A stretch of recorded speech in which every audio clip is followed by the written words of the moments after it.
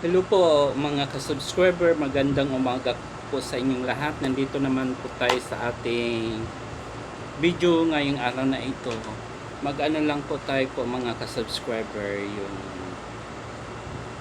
mag-update sa ating video po. Dahil sa pangyayari ngayon talaga at saka talaga po pangyayari dito, nagaganap dito sa ating bansang Pilipinas po.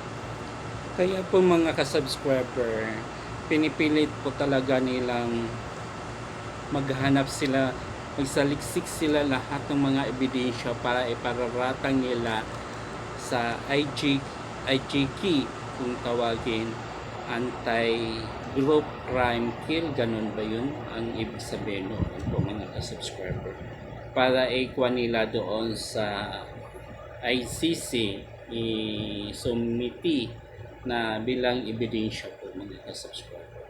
Dapat po mga ka-subscriber, hindi dapat ganon sana, dahil po yung mga pinaglalabas ninyong mga ebidensya tungkol kay Tatay Digong sa IGK na yan, mayroon naman po na hindi pa term niya o tapos na yung term niya. Bakit inano ninyo yung kaso na yan? Wala na siya, hindi na siya presidente. Katulad katulad sa yung UST student na pinatay ng nila yung fraternity doon, namatay. Sunod ngayon, inanin ninyo sa IJK kay Tatay Digong. Hindi naman po ganun. Mayroon din pong iba na na tigi, katulad sa pinatay ng Silos, o hindi din yung kay Duterte po. Panahon yung dati ni Marcos, presidente niya. O dapat hindi ganun. Bias sana kayo para hindi kayo tawagin na yung fake news po. Katulad din kay yung isang foreigner po na din siya, pinatay din siya ng asawa niya, si Laudin. Si Laudin po yun na asawa niyang foreigner. Kasalukuyan po yun ng presidente natin ngayon. Huwag dapat ho kayo mag-ano ng ebidensya kasi alam po niyo po. Kapag mag-research kasi, may social media na kasi tayo. At saka yung na yan, yung sa Baguio, yung pinatay yun ng mga NPE. Hindi natin alam kung sino nagpatay or nag-inkwentrohan yun ng NPE at saka mga kasundaluhan ng natin. Pero hindi na yun si Duterte po ang presidente. Kaya po doon pa lang po nabubutasan na kayo. Paano kaya niyan manalo sa korte kung gano'n naman po ang ninyo, yung sinusumiti na mga ebidensya. Kasi si Tatay Digong kasi wala kasing mga anomalyang ginagawa dyan sa noong presidente pa lang siya po. Kaya mahirap talaga kayong maghanap ng ebidensya. Ganun po yun. Kaya dapat po kung hindi kayo pa na ng mga yung mga tao inuusigaan na mga fake news or binabaliktad niyo sa mga DDS, mga fake news. Samantalang po sa under yung tagapagsalita ng ating Pangulo po, lumalabas sa kanyang bibig. Parang wala siyang pinag-aralan. Parang magsasalita siya, parang sa kanto. Hindi siya unprofessional po siya magsalita. Dapat bago kayo magsalita sa taong bayan, dapat kagalang-galang po sana kayo. Yun lang po mga ka-subscriber, kasi minsan nanonood tayo sa social media. Minsan naaasar na lang tayo. Naaasar tayo o kaya minsan hindi na lang tayo nanonood kasi parang bias ang pinaghatid na balita nila. Sunod, i-divert nila sa kalaban nila. Unfair naman. Nasa position na kayo. Huwag kayo matakot na yung mawala dyan sa position kung tama ang mga pinagagawa niyo.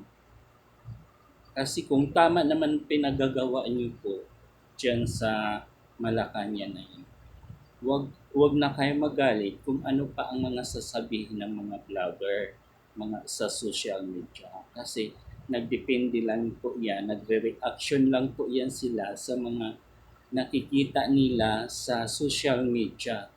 Kasi kahit sa TV nga, sa television po, bias din po.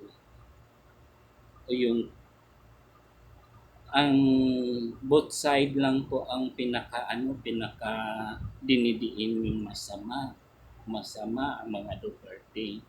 Sunod sa inyong sarili, kayo is aping-api na kayo. Hindi naman pong ganun. Kung wala po kayong kabalastugan diyang ginagawa sa position niya, hindi kayo maimbestigahan sa mga Supreme Court. Hindi kayo pinapatawag, hindi po kayo iniimbestigahan kung anong mali ang nagagawa. Ngayon, kapag bumira yung kabilang side, galit na galit kayo kung ano-anong pinaparatan niyo sa kanila. Hindi naman po pwede yan kasi ang pinaparatangan ninyo po walang kasalanan. Kung buti, marami mga kaso yan noon pa. Oo. Siyempre mahalan siya sa taong bayan kasi noong nanungkulan siya bilang presidente, marami po siyang nagawa sa ating bayan, sa ating Pilipinang bansa na sinisilangan. Ay marami siyang mga project na ginagawa. Hindi katulad sa inyo, puro lang kayo, puro inubos ninyo yung kaban ng bayan katulad sa PhilHealth. Yun yung masakit po doon sa mga taong bayan. Kaya talagang nagpupursige sila na kakalampagin kayo kung hindi po kayo gumagawa ng kasalanan na kakasira sa inyo, hindi kayo hinusgaan ng mga taong bayan. Katulad ngayon, may mga social media. O, di ba? Dati kasi walang mga social media. Ngayon, mag-ingat po sana tayo sa mga pinagagawa natin. Gumawa tayo ng mabuti at magtrabaho tayo ng mabuti. Ipakita natin sa taong bayan na iyan ang pinagagawa ko. Yun yung mga project ko. O katulad dati kay Tatay Digong, noong presidente siya, wala siyang anomalya. Yun lang ang inuusig ninyo dahil sa drug on war. Karapatan po niya yan bilang presidente, ipatupad niya kasi marami na mga bangag dito sa atin. Susugpuin niya yan lahat ang mga nagbibenta ng droga. Ngayon, iniimbestigahan ninyo.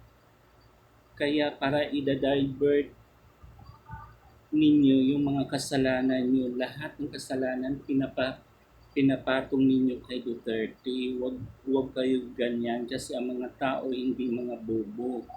Mas lalo na po ngayon may social media na tayo. Ang gusto ninyo, busalan yung mga vlogger, busalan ninyo nagsasalita laban sa inyo. Paano naman yung mga ginagawa nyo? Kabubuti ba yan sa imahe ng mga tao? Hindi po. Katulad yung PhilHealth. Malaki na ngayon ang contribution ng PhilHealth, pati ISIS, dahil sa inyong pinagagawa. O dapat kayo dapat ang mag-decision kung ano ang dapat nyong gawin para makatulong tayo sa bayan. Hindi puro pansarili man lang. Ayan na, hanggang dito na lang po ang video natin kasi nag-cold storage kaagad tayo. Maraming pong salamat po sa inyo. Dapat po kapayapaan na dapat po ang ipapa-aral bawat isa po tayo. Kapwa tayong Pilipino, hindi tayo magkakalaban, magkakampi po tayo lahat.